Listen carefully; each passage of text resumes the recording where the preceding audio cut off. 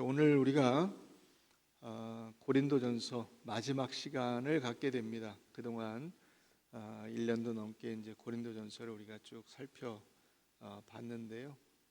여러 가지 말씀들을 많이 나누었습니다만은 오늘은 이제 그 결론 부분이 되겠습니다. 물론 오늘 이 고린도전서 16장 말씀도 더 쪼개서 더 할 수 있지만은 오늘 그 우리 교회 설립 기념 주일 이런 걸 겸해서 교회 전체를 이 고린도전서 전체를 아우르면서 우리가 교회의 어떤 모습의 교회 혹은 성도가 되어야 하겠는가 하는 것을 같이 살펴보는 시간으로 삼도록 하겠습니다. 교회나 사람이나 사실 비슷해요. 사람도 이게 태어나서 한 10대 한 후반 이 정도까지 이제 자라죠. 몸이 큽니다. 골격도 튼튼해지고 뼈대가 이제 굳게 세워집니다. 그래서 이제 10대 한 중후반 정도 되면은 뭐 거의 이 체격이나 이런 걸로는 어른이나 다름이 없습니다. 그 다음부터는 그렇게 뼈대와 골격이 어른처럼 된 다음에는 뭘 해야 되죠? 아내가 채워져야죠. 그죠? 철이 들어야 됩니다. 그걸 이제 우리가 성숙함이라 이렇게 말하는 것인데 몸만 크면 안 됩니다. 철이 들어야죠. 젊기만 하면 안 돼요. 어른스러워져야죠. 젊을 때 혈기왕성함은 그렇게 멋진 모습일 수 있어요. 그런데 계속 그런 혈기왕성함으로 일생을 살 수는 없어요. 그것이 바람직하지도 않고 좋아 보이지도 않습니다. 벌써 이제 한 30 중후반 이렇게 넘어가면 20대 같은 혈기왕성함으로 모든 일을 대하고 사람들을 그렇게 대하면 사람들이 좋아하지 않습니다. 훌륭해 보이지가 않아요. 그 모습 자체가. 그죠? 이제 그때는 성숙해져야죠. 어른스러워져야 됩니다. 신앙도 마찬가지예요. 옛날에는 막 사람을 많이 모으는 것이 지상과제였죠. 전도를 많이 해야 된다. 이런 것들이 그 교회마다 큰 과제였어요. 근데 요즘에는 그런 얘기들을 별로 잘 안 합니다. 물론 잘 안 돼서 그럴 수도 있어요. 그러나 조금 방향이 달라졌어요. 신앙이라든가 성도를 바라보는 그 관점이 좀 달라졌죠. 그죠? 그래서 이제는 많이 모이는 교회 자체가 목표가 아니라 성숙한 교회가 되는 것이 굉장히 중요한 과제예요. 성도들이 몇 명 모이냐, 물론 그것도 중요한 어떤 그 교회의 모습을 평가하는 중요한 기준일 수 있어요. 그러나 교회가 자립할 만한 정도 이상이면 그 나머지는 그게 별로 중요한 게 아니에요. 얼마나 성숙한 성도들이, 신실한 믿음의 사람들이 의와 진리의 거룩함으로 지으심을 받은 사람으로서 그 사람이 살고 자라고 신실하게 자기 역할을 감당하느냐 하는 것이 굉장히 중요한 것입니다. 그게 우리가 교회를 바라보는 평가죠. 우리가 신앙적인 눈이 많이 자랐다는 뜻이기도 해요. 이제 많이 모인다는 것이 그렇게 중요하지 않게 느껴진다는 것이 어떻게 보면 신앙이 좀 자란 것이기도 합니다. 이런 교회를 만들어가는 것, 그것이 우리 교회가 또 우리 성도들이 지향해야 될 지점이라고 생각이 들어요. 예전에 그 아이들을 낳는 것도 그렇지 않아요?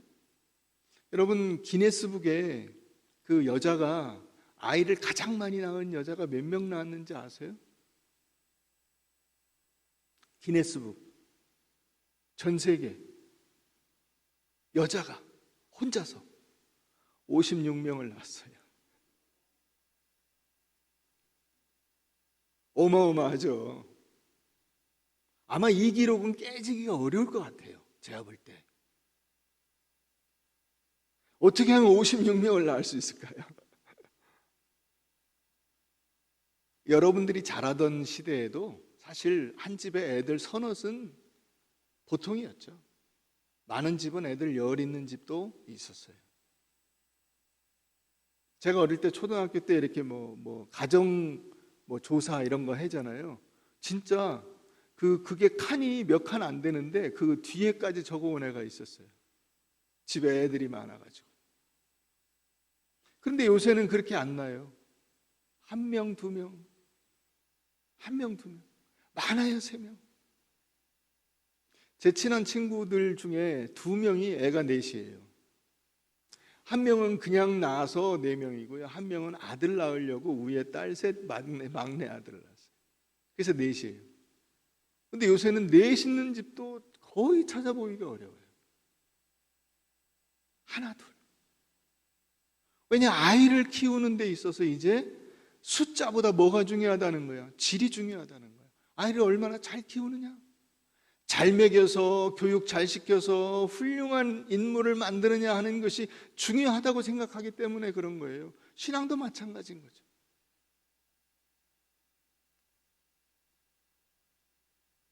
이런 우리가 그 신앙의 어떤 방향을 가지고 살아가면서 중요한 것이 무엇이냐 그러면 예수님께서 승천하시기 전에 베드로에게 당부하신 것이 있어요. 그게 뭐냐면 내 양을 치라, 내 양을 먹이라 그런 거예요. 그러니까 양의 탄생부터 양의 죽음까지 모든 것을 책임지고 양을 돌보는 일, 그걸 양을 친다고 하는 거죠. 양을 먹이라. 그렇죠. 양을 잘 먹이는 거죠. 단순히 먹는 것만 보는 겁니까? 아니죠. 양의 모든 일상을 책임지는 겁니다. 그게 목자가 해야 될 일이고, 목사로서 저의 책임은 무엇이냐? 가장 중요한 책임은 양을 먹이고 양을 돌보는 것입니다. 예수님이 베드로에게 뭐라고 하셨냐면 내 양을 치라, 내 양을 먹이라 그랬어요. 베드로의 양이 아니에요. 예수님의 양입니다. 그러니까 이게 훨씬 더 중요한 거예요. 내 양이면 내가 마음대로 할 텐데 이게 내 양이 아니기 때문에 함부로 해서는 안 되는 거예요. 잘해야 되는 거예요. 이게 무슨 의미인가를 우리가 잘 깨달아 알아야 됩니다. 여러분, 우리가 내 자식을 집에 데리고 있으면 아무렇게나 할 수 있어요. 밥도 그냥 네가 알아서 먹어라. 저기 뭐 찬밥 있다. 라면 끓여서 밥 말아 먹어라. 할 수 있어요. 근데 남의 아이면 그렇게 하기가 좀 그렇죠. 잘 밥을 해주고 맛있게 만들어주고 이거 먹어라, 먹고 힘내라 해야죠. 주님의 양이라고요. 그러기 때문에 이 사명이 굉장히 중요한 거예요. 여러분들이 그렇게 양을 치려고 하는 저를 잘 믿고 따라와 주시기를 부탁을 드립니다. 그게 목회의 그 방향이고 교회의 어떤 그 방향과 저력을 하나님이 갖고 계시다는 것을 우리가 기억해야 돼요. 그러므로 제가 모든 것을, 여러분들의 모든 것을 다 책임질 수는 없어요. 책임질 능력이 안 돼서 그래요. 능력이 안 돼. 그래서 그것을 다 누가 책임지시느냐? 하나님이 책임지세요. 저는 목숨 바쳐 헌신하여 양들을 치는 것뿐이고 그 모든 것의 최종적인 책임은 하나님이 지시는 거예요. 그게 목회입니다. 그 은혜와 약속을 붙들고 우리가 신앙생활을 해가는 것입니다. 예수님께서 내가 이 반석 위에 교회를 세우리라 말씀하셨습니다. 그래서 교회가 사람에게 그 권위가 있지 않기 때문에 교회의 권위가 대단한 거예요. 그러면서 너희가 무엇이든지 땅에서 매면 하늘에서도 매일 것이요 무엇이든지 땅에서 풀면 하늘에서도 풀리리라 말씀해 주셨어요. 하나님이 끝까지 우리 교회를 붙들어 주시고 주님 오시기 전까지 교회는 그 생명력에 변함없이 명맥을 이어갈 것임을 우리는 굳게 믿습니다. 우리가 이런 것들을 생각하면서 오늘 고린도전서 전체를 이게 종합하는 두 가지 원리를 살펴보려고 합니다. 고린도전서는 우리가 이미 살펴보았듯이 교회가 어떤 모습이어야 하는가에 대한 교회의 현실적인 문제들과 거기에 대한 그 답을 주고 있습니다.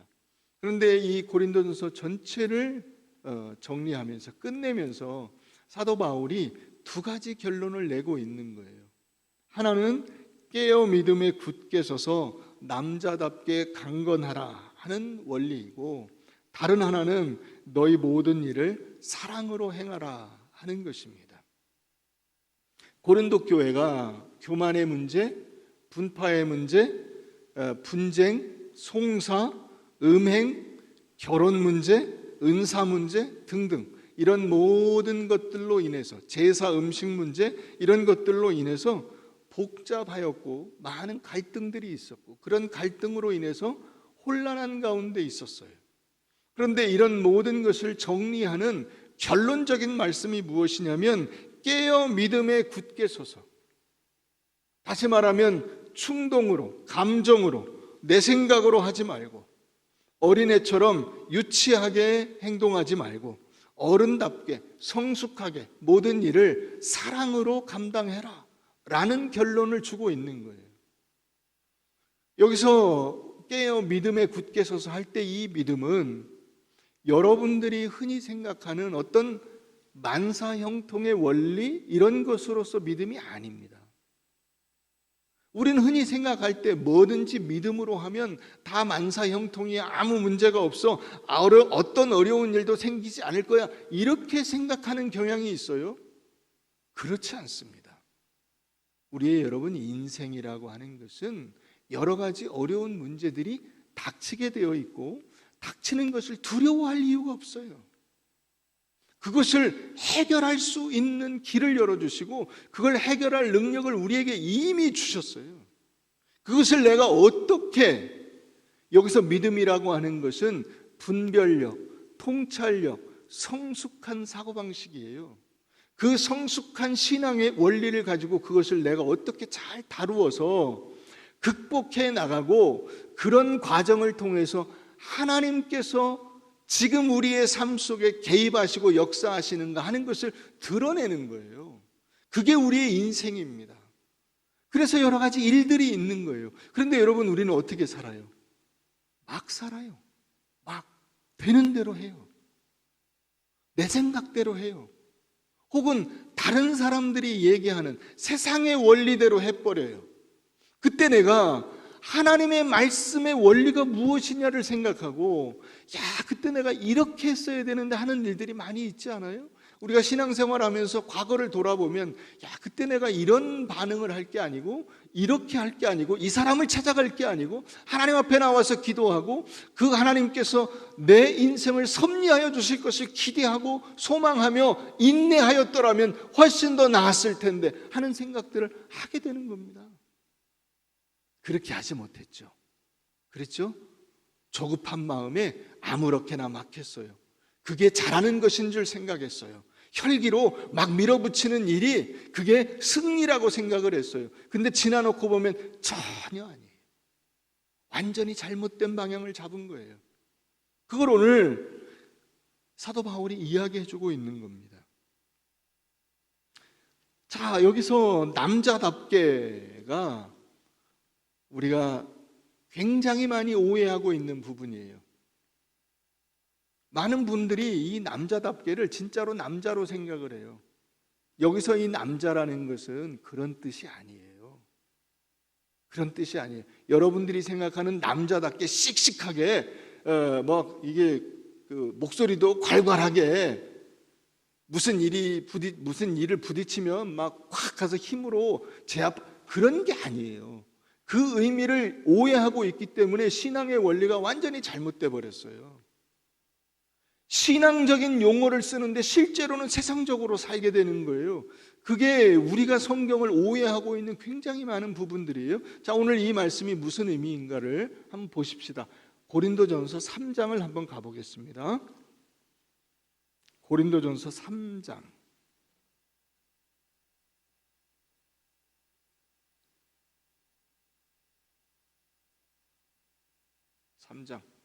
애기 엄마들도 찾아보세요.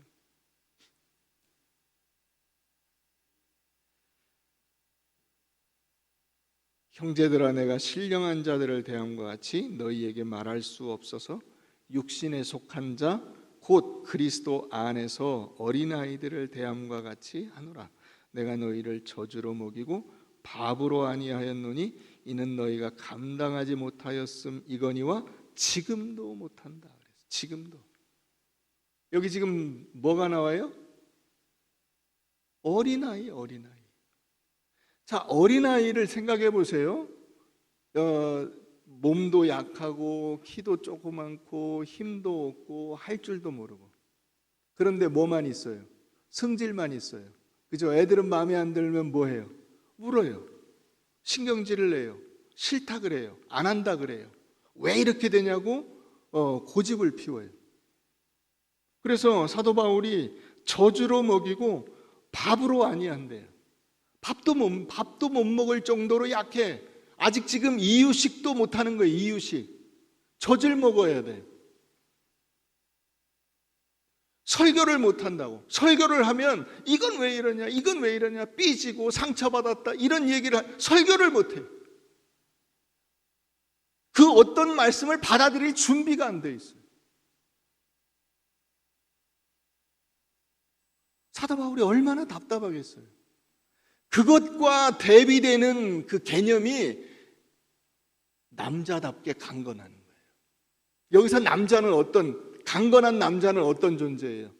몸이 다 커서 든든하게 근육이 받쳐지고 생각이 성숙하고 무슨 어려운 일을 닥쳐도 그것을 묵묵히 견뎌낼 수 있는, 여러분 그런 점에서 과묵한 남성 생각해 보세요. 그게 이 막 쩌왈쩌왈대는 어린아이와 대비되죠. 그런 의미에서 남자답게 강건한 거예요. 이걸 우리가 오해하는 거야. 어떤 뜻으로 오해하죠? 남성성으로 이해하잖아요. 그런 게 아니에요. 그러니까 여러분, 하나님의 말씀을 얼마나 오해하고 있는 거예요. 자, 4장 14절도 한번 가보세요. 내가 너희를 부끄럽게 하려고 이것을 쓰는 것이 아니라 오직 너희를 내 사랑하는 자녀같이 권하려 하는 것이라. 그리스도 안에서 1만 스승이 있으되 아버지는 많지 아니하니 그리스도 예수 안에서 내가 복음으로써 너희를 낳았음이라. 그러므로 내가 너희에게 권하노니 너희는 나를 본받는 자가 되라. 여러분, 애들 앞에서는 뭣도 못 먹는다 그래? 네? 찬물도 못 먹어요. 찬물도. 그죠? 어른은 그 찬물을 견뎌낼 그 능력이 있죠. 속이 그걸 견뎌내잖아요. 찬물을 시원하게 먹고 시원하다 할 수 있어요. 근데 아이가 그렇게 어른을 흉내내면서 찬물을 잘못 먹었다가 배탈이 나요. 그러니까 잘못 먹으면 안 되죠. 아이 앞에서 그걸 이 찬물을 막 먹으면 안 돼요. 그런 걸 고려하면서 어른은 아이 앞에서 행동을 하는 거예요. 사도 바울이 지금 그 얘기를 하고 있어요. 내 사랑하는 자녀같이. 그래, 착하지. 여러분, 어른끼리는 어떻게 합니까? 그렇게 안 하죠. 알아서 하는 거죠. 목마르면 지가 알아서 시원한 물을 먹겠죠. 그걸 뭐 먹으라 마라 이야기할 게 없잖아요. 그렇지 않아요? 그 어른이에요. 어른이니까 그렇게 하는 거예요. 아이는 그 정수기에서 찬물 받아가지고 너무 차가우면 좀 따뜻한 물을 타서 미지근하게 해서 먹어라를 말을 해줘야 돼. 말을. 찬물을 못 먹는다고. 여러분들이 아이들한테 그렇게 보이기 위해서 하는 것도 있지만 보여주기 싫은 모습조차도 아이들은 그대로 따라갑니다. 그래서 여러분, 어찌 보면 걸음걸이를 담는 걸 보세요. 걸음걸이를 가르쳐 준 일이 없어요. 아이들한테 이렇게 걸어라. 그걸 가르쳐 준 일이 없어. 근데 걸음걸이가 같아. 왜 그랬을까요? 아빠의 걸음걸이, 엄마의 걸음걸이를 아이가 자기도 모르게 흉내를 낸 거예요. 흉내를 낸 거야. 그 모습을 그대로 흉내를 내는 거예요. 그러니 여러분, 우리가 부모 노릇을 한다는 것이 무엇인가 여러분 깊이 생각해야 돼요. 그냥 말만 하는 게 부모 노릇이 아니에요. 내 인생을 어떻게 사느냐 하는 것을 자녀들이 다 보고 있다는 거야. 매의 눈으로 보고 있어요. 아이들이 우리 엄마가, 우리 아빠가 무엇을 최상의 가치로 여기는가, 우리 엄마가 아빠가 무엇을 즐거워하고 기뻐하는가, 진짜로 기뻐하고 즐거워하는 것이 무엇인가를 여러분 애들이 다 알고 있어요. 여러분들이 아무리 거짓말해도 소용이 없어요. 이런 것을 우리가 염두에 두고 사는 것이 깨어 믿음에 굳게 서서 남자답게 강건한 거예요. 그걸 생각을 하지 않으면 안 되는 거예요. 그걸 잘 하는 것이 성숙한 신앙인이죠. 그렇지 않고 우린 보통 성숙한 신앙으로 가기 전에 어떻게 하죠? 내 하고 싶은 대로 하죠. 흔히 말하는 대로 자기 승질머리대로 하는 거예요. 근데 나중에 돌아보면 어떻게 됩니까? 그렇게 해서는 안 되는 거예요. 그건 잘못한 거예요. 그럼 고쳐야죠. 그럼 고쳐야 돼요. 즉시 고쳐야 돼요. 즉시 고치는 것이 용기예요. 그걸 믿음이라고 하는 것입니다. 그걸 분별력, 통찰력, 성숙한 믿음이라고 하는 거예요. 자, 그러니까 여러분 오늘 첫 번째 원리가 사도 바울이 말하는 것이 이해가 되죠. 믿음에 굳게 서서 어른답게 성숙하게 애들처럼 조급하게 혹은 자기 하고 싶은 대로 하지 말고 흔들리지 말고 세상의 유혹이나 세상의 그런 압력에 굴하지 말고 끝까지 사소하고 지엽적인 일, 다시 말하면 사탕 하나 줄게 이거 해라, 그런 것에 흔들리지 말고 마귀가 와가지고 그 떡 하나 주고 빵 하나 주면 그거 먹고 나가 떨어지는 그런 존재가 되지 말고 정말 정상적인 신앙인으로서 성숙하게 무엇이 중요한 일인지를 깨닫고 놓치지 마라. 그 얘기를 하고 있는 거예요. 이것이 또한 무엇과 연관이 되냐면, 무엇으로 자연스럽게 연결이 되냐면 모든 일을 사랑으로 행하라로 연결이 돼요. 여러분, 사랑한다는 것이 어떤 거예요?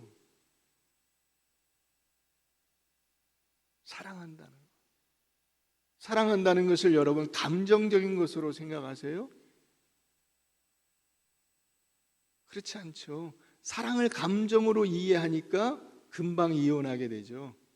그죠? 이제 감정적인 에너지가 다 떨어지게 되면 그 다음에 이혼하는 거잖아요. 사랑은 감정적인 게 아니에요.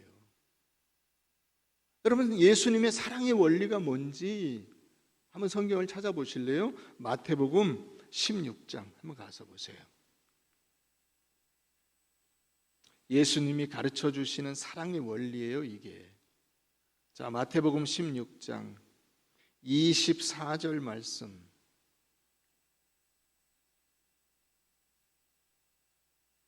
이게 기독교 신앙의 가장 중요한 삶의 원리예요. 우리 다 같이 한번 읽어보겠습니다. 시작. 이에 예수께서 제자들에게 이르시되 누구든지 나를 따라오려거든 자기를 부인하고 자기 십자가를 지고 나를 따를 것이니라. 여러분, 기독교 신앙에서 어떤 문제가 생기면 우리는 세상과 다른 방법으로 그 문제를 처리해야 돼요. 세상의 방식은 뭐냐면, 세상의 방식은 가해자를 찾아내서 그 가해자를 벌주고 피해자에게 보상을 해주는 거예요. 그게 세상적인 원리예요. 자, 그런 것이 쓸모가 없다, 그 뜻은 아니에요. 그러나 신앙적인 원리는 그렇지 않아요. 십자가가 그걸 나타내 주는 거예요. 누구든지 나를 따라오려거든 자기를 부인하고 자기 십자가를 지고 나를 따를 것이니라.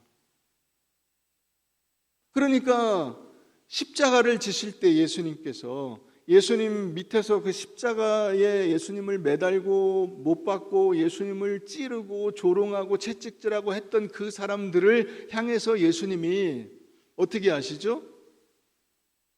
네 이놈, 내가 가만두지 않으리라. 그렇게 하시나요? 저 같으면 그렇게 했을 것 같아요. 저 같으면 하나님 잠깐만 타임, 제가 잠깐만 5분만 제가 잠시 내려가겠습니다. 그래서 네가 하나님의 아들이면 내려와 보라 했잖아요. 그러니까 타임 걸고 내려가서 죽도록 두드려 패고 다시 올라가서 하나님 됐습니다. 다시 타임아웃 시작.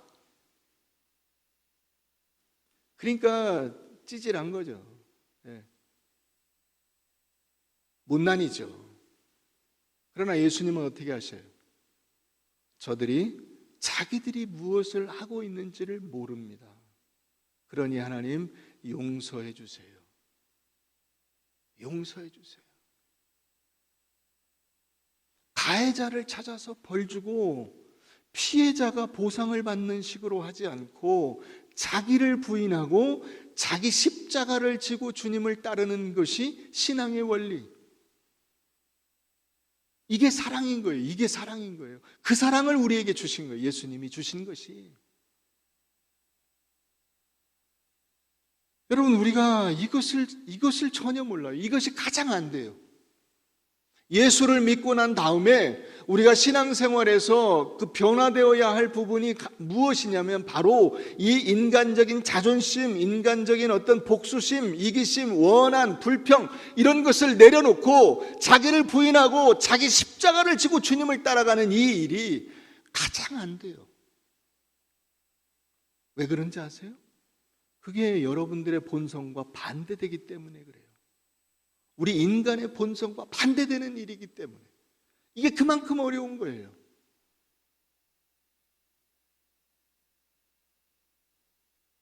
여러분, 사랑은 정의구현이 아닙니다.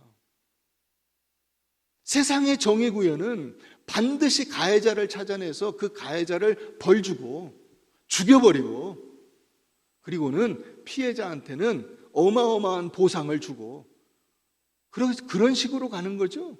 그렇지 않아요. 신앙은 그렇지 않아요. 신앙은 그건 사회에서 통용되는 원리인데 우리가 그걸 교회로 갖고 들어오면 안 돼요. 그럼 실패하는 거예요. 교회에서는 항시 피해자가 가해자를 용서하고 그 피해를 당한 그 일을 자기의 믿음과 신앙으로 극복해내는 방법으로 이 문제를 해결하도록 돼 있어요. 이게 신앙이 굉장히 어려운 점이에요. 그래서 내 마음대로 안 되는 거예요. 성령을 의지하고 성령의 도우심을 구해야 될 이유가 바로 여기 있어요. 인간적인 본성을 거스르는 것이기 때문에 그런 거예요. 여러분, 부부싸움 해놓고 그 남편이 아내가 그저 정말 눈꽃만큼 아무것도 아닌 일이잖아요. 그것도 용서가 안 되는 거잖아요, 여러분들이. 그죠? 그것도 용서가 안 돼. 근데 어떻게 남을 용서합니까? 이게 안 되는 거죠. 이게 굉장히 어려운 점이에요. 사도 바울이 지금 그걸 우리에게 권면하고 있는 것입니다. 그래서 사도 바울은 어떻게 그 원리를 적용하고 있냐면 내가 우상의 제물을 먹는 그 문제로 그 고기를 먹는 거잖아요. 고기가 시장에 나온 다음에 팔려서 그 다음에 요리가 되면 그건 사실 우상의 제물이라고 볼 수가 없잖아요. 그런데 그것을 가지고 시비를 거는 사람이 있어요. 그러면 내가 그것 때문에 누군가가 상처를 받는다면 나는 영원히 고기를 먹지 않을 것이다. 이렇게 말하고 있어요.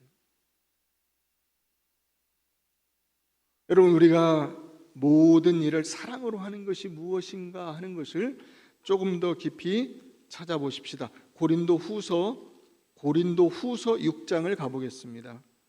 고린도 후서 6장.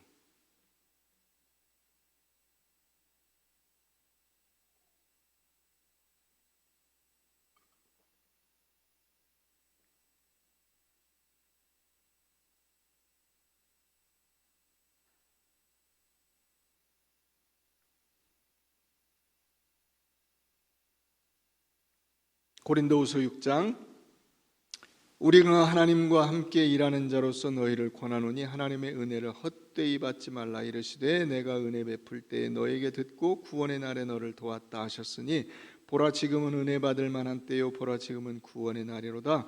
우리가 이 직분이 비방을 받지 않게 하려고 무엇이든지 아무에게도 거리끼지 않게 하고 오직 모든 일에 하나님의 일꾼으로 자천하여 많이 견디는 것과 환난과 궁핍과 고난과 매맞음과 갇힘과 난동과 수고로움과 자지 못함과 먹지 못함 가운데서도 깨끗함과 지식과 오래 참음과 자비함과 성령의 감화와 거짓이 없는 사랑과 진리의 말씀과 하나님의 능력으로 의의 무기를 좌우해 가지고 영광과 욕됨으로 그러했으며 악한 이름과 아름다운 이름으로 그러했느니라. 우리는 속이는 자 같으나 참되고 무명한 자 같으나 유명한 자요 죽은 자 같으나 보라 우리가 살아있고 징계를 받는 자 같으나 죽임을 당하지 아니하고 근심하는 자 같으나 항상 기뻐하고 가난한 자 같으나 많은 사람을 부유하게 하고 아무것도 없는 자 같으나 모든 것을 가진 자로다. 여러분, 굉장히 중요한 신앙의 원리를 사도 바울이 가르쳐주고 있습니다. 자, 하나님의 은혜를 지금 전하는 그 직분을 받았어요, 사도 바울이. 그런데 그 직분이 비방을 받지 않게, 중단되지 않게, 그 직분이 내 인간적인 어떤 그 일이 되지 않게 하려고 다른 사람들을 고려하기 시작하는 거예요. 다른 사람들이 주는 피해와 어려움과 고난을 내가 그냥 감수하는 거예요. 그건 그래, 이건 이 일을 하려면 이런 의뢰이 있어야 돼. 그 의뢰이 있고 그것이 지나가는 그런 일로 생각하는 그게 어떤 것들이냐면 견디는 것, 환난, 궁핍, 고난, 매맞음, 갇힘, 난동, 수고로움, 자지 못함, 먹지 못함. 그러니까 인간적인 그 육체적인 그 고통과 정신적인 고통을 다 내가 감수한다 이거죠. 그거를 힘들고 어려워요. 여러분, 자지 못하고 먹지 못하고 그러면 어떻게 삽니까? 그러니까 정말 그 죽지 않을 정도로 어려운 그 상황들을 사도 바울이 수도 없이 당한 거예요. 거기다가 견딘다는 거, 이건 육체적인 견딤도 있지만 정신적인 견딤도 있어요. 굉장히 어려운 거예요. 환난, 궁핍, 고난, 매맞음, 갇힘, 난동, 수고로 이 육체적이고 정신적인 이런 고통들을 사도 바울이 감당한다는 거죠. 왜? 뭐 때문에? 아까 말씀드렸잖아요. 주님의 양이 주님의 양, 자기 양이 아니고. 그러기 때문에 자기 마음대로 안 하고, 그렇죠? 자기 양이면 자기가 나 저 목동일 때려칠 거야. 그래서 다 잡아먹어 버리고 그냥 손 털고 가면 끝나겠죠. 근데 그럴 수가 없는 거예요. 이게 주님의 양이야. 주님이 그렇게 자기에게 맡기신 거예요. 뭐 하라고? 은혜를 전하라고. 하나님의 은혜가 뭐죠? 주님의 십자가 사랑이잖아요. 그 십자가 사랑을 전하라고 사도 바울에게 맡겼더니 사도 바울이 어떻게 할 수밖에 없는 거예요. 그 십자가를 감당할 수밖에 없는 거예요. 그 십자가를 감당한다는 것이 바로 여기 나오는 거예요. 견딤, 환난, 궁핍, 고난, 매맞음, 갇힘, 난동, 수고로움, 자지 못함, 먹지 못함. 결국에는 순교. 자, 이것을 잘하기 위해서 사도 바울이 어떤 방법으로 이걸 했는가를 보세요. 깨끗함과 지식과 오래 참음과 자비함과 성령의 감화와 거짓이 없는 사랑과 진리의 말씀과 하나님의 능력으로 의의 무기를 좌우에 가지고. 어떻게 하는 거예요? 멋지게 하는 거예요. 이게 멋진 거예요. 여러분들이 삶의 현장에 여러분들이 살아가는 그 가정과 여러분들의 일터에서 겉모습이 누추하거나 겉모습이 보잘것없다고 해서 낙심할 필요가 하나도 없어요. 그 안에서 여러분들이 할 수 있는 것 최선을 다해서 깨끗함과 지식과 오래 참음과 자비함과 성령의 감화와 거짓이 없는 사랑과 진리의 말씀과 하나님의 능력을 가지고 그 일을 하세요. 그게 훌륭한 사람인 거예요. 그게 거기를 뛰쳐나오는 것이 훌륭한 사람이 아니에요. 자, 그렇게 열심히 그 일을 감당하면 영광만 주어지느냐? 아니죠. 영광만 주어집니까? 아니죠. 여기 뭐라고 돼 있어요? 그 다음에 욕됨이 있어요. 욕됨. 영광만 있는 게 아니라 그 영광은 어떤 거예요? 그것이 잘 이루어지는 거예요. 복음을 전하는데 복음을 잘 전할 수 있게 된 거예요. 그게 영광이죠. 욕됨은 그 복음을 전한 것 때문에 여러 가지 고초를 겪어요. 어려움을 겪어요. 사람들의 조롱을 받아요. 여러분, 그리스도인이라고 하는 이 이름이, 크리스찬이라고 하는 이름이 그리스도를 따르는 사람들이라는 뜻이잖아요.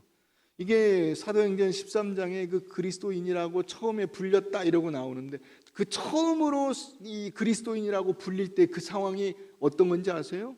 아이고, 저 예수를 따른다는 것들, 이런 모욕적인 뉘앙스예요.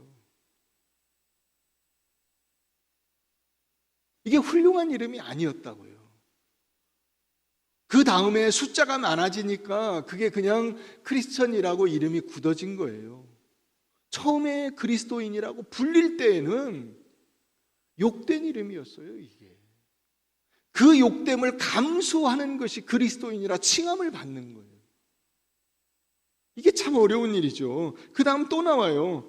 아름다운 이름만 받냐, 박수만 받냐, 그렇지 않다는 거죠. 악한 이름으로도 불린다는 거예요. 악한 이름. 아우, 저 독한 것들, 저 나쁜 것들, 상종할 수 없는 것들, 이런 이름도 동시에 받는다고요. 그런 호칭을. 사도 바울이 복음을 전하는 것 때문에, 그렇죠, 복음 안 전하고 그냥 자기도 그냥 예수 믿고 자기 혼자 신앙생활 하는 걸로 끝났으면 이런 일을 당하지 않겠죠.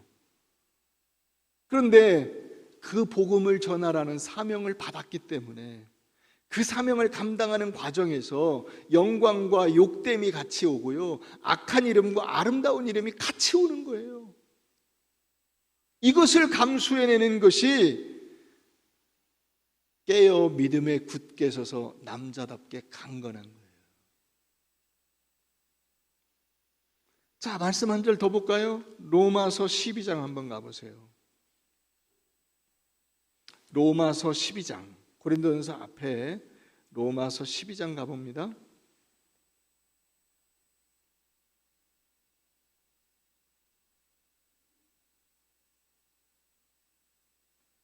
자, 17절. 아무에게도 악을 악으로 갚지 말고 모든 사람 앞에서 선한 일을 도모하라. 할 수 있거든 너희로서는 모든 사람과 더불어 화목하라. 내 사랑하는 자들아, 너희가 친히 원수를 갚지 말고 하나님의 진노하심에 맡기라. 기록되었으되 원수 갚는 것이 내게 있으니 내가 갚으리라고 주께서 말씀하시니라. 내 원수가 줄이거든 먹이고 목마르거든 마시게 하라. 그리함으로 내가 숯불을 그 머리에 쌓아놓으리라. 악에게 지지 말고 어떻게 해라? 선으로 악을 이겨라. 선으로 악을 이겨라. 여러분, 우리가 악에게 지는 것이 뭐예요? 복수하는 거예요. 원수를 갚는 거예요. 남이 자기 자랑을 가로막을 때 그것을 안갚음해 주는 거예요.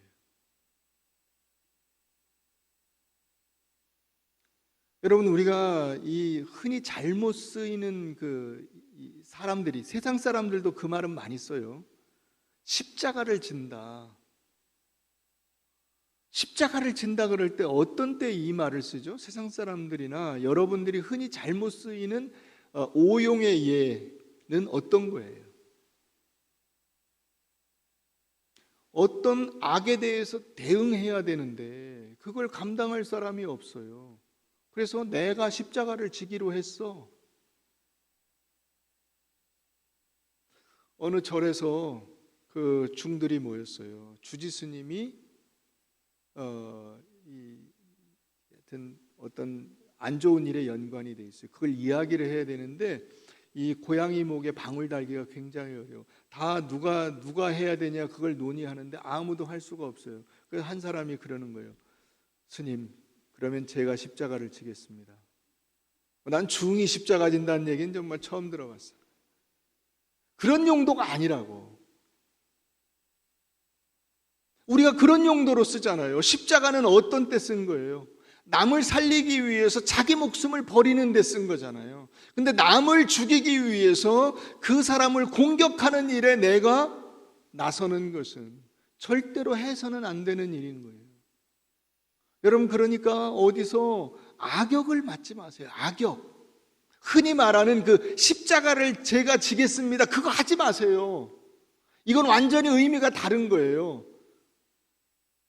조직사회 속에서 어떤 그 악행에 대해서 내가 대응하고 그거를 감당할 사람으로 사람을 죽이고 사람을 안 좋게 하고 부정적인 일을 하는데 여러분들이 나서서 그 일에 끼어들지 마세요. 악으로 악을 갚지 않는 거예요. 그게 신앙의 원리예요. 그래서 여러분, 하나님이 뭐라고 하세요? 복수하고 진노를 갚는 것은 하나님이 하시겠다는 거예요. 복수하고 진노를 갚는 것은 하나님이 하실 테니까 그건 나한테 맡겨놓고 너희는 뭘 하라는 거야? 사랑으로 갚아주라는 거야. 원수일지라도 원수한테 너희는 사랑을 해. 나는 내가 악역을 맡을게. 그게 하나님이 하시는 거예요. 우리가 이걸 착각한다고. 이걸 하지 말아야 돼. 예수님도 끝까지 십자가에서 안 내려오셨잖아요. 네가 하나님의 아들이면 내려와 봐라 그랬잖아요. 안 내려갔어요. 십자가를 진다는 것이 그런 것입니다. 자, 그러니까 13장 8절로 가보세요. 13장 8절. 피차 사랑의 외에는 아무에게든지 아무 빚도 지지 말라. 남을 사랑하는 자는 율법을 다 이루었느니라.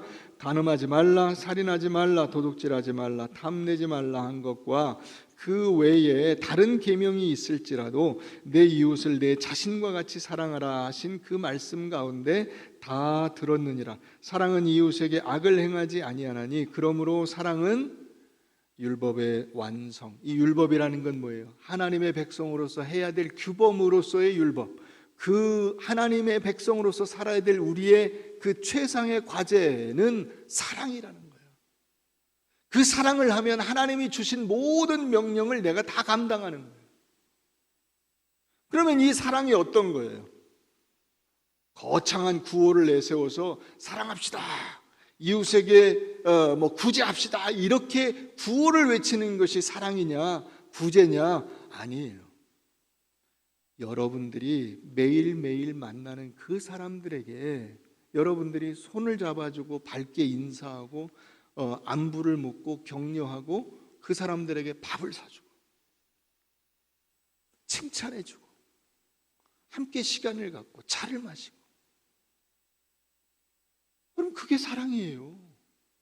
부부간에, 여러분 부부간에 무슨 막 주먹만한 다이아몬드를 박아가지고 반지를 해주고 그런 거 아니에요. 그죠? 아내들에게 물읍시다. 남편들에게 뭐 대단한 걸 바랍니까? 아니죠. 답이 없네. 여러분들은 뭐 바라는 게 아무것도 없어요? 대단한 걸 바라는 게 아니죠. 그죠? 사소한 거, 그죠? 얼굴 표정 하나, 따뜻한 말 한마디, 같이 한 끼 먹는 맛있는 밥, 같이 먹어주는 거예요. 그죠? 같이 앉아서 텔레비 보면서 즐거운 이야기 나누는 거예요. 뭔 대단한 걸 바라는 게 아니고. 여러분, 아이들을 키울 때 그러지 않아요? 여러분, 아이들이 예를 들어서 초등학생인데 어느 날 갑자기 확 커가지고 막 위인이 됩니까? 아니에요. 매일 아침에 일찍 일어나고 삼시세끼 밥 잘 먹고 열심히 공부하고 숙제하고 애들하고 놀고, 때로는 엄마 말씀 안 들어서 꾸중도 듣고, 그렇게 해서 자라가지고 훌륭한 인물이 되는 거예요. 사소한 그 한 걸음 한 걸음, 매일매일에 우리가 하나님의 사랑을 기억하면서 살아가는 그 한 걸음 한 걸음이 여러분들을 훌륭한 하나님의 사람으로 만들어가는 줄 믿으시기 바랍니다. 그 일을 우리가 잘하면 돼요. 그 일을. 그게 깨어 믿음으로 굳게 서서, 믿음에 굳게 서서 남자답게 어른답게 성숙하게 신앙생활을 하는 것이며, 그와 같은 사랑의 삶이 여러분들의 삶 속에서 여러분들 주변에 있는 모든 사람들에게 마치 그 종이에 떨어진 물감이 옆으로 퍼져나가듯이 조용히 슬며시 싹 퍼져나가요. 그러면 어느 날 여러분들이 다음번에 우리가 60주년일 때, 70주년일 때, 80주년일 때 여러분들은 훌륭한 믿음의 거장이 되어 있을 것으로 저는 확신합니다.